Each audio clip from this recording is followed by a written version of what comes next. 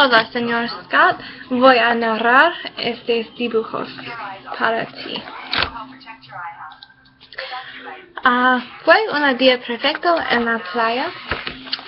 Hacía calor y había mucha gente en la playa. Las personas estaban jugando, nadando y caminando en la playa y también el surf. Una familia estaba allí con tres hijos pequeños. Una chica entró al océano por sí misma, lo siento. Ella no sabía cómo nadar y comenzó a gritar para pedir ayuda. Todas las personas en la playa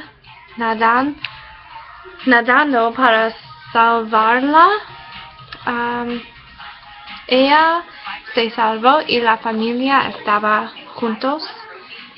Todos estaban felices de que estaba bien. Se abrazaron y hicieron que sentiría mejor. Y es todo.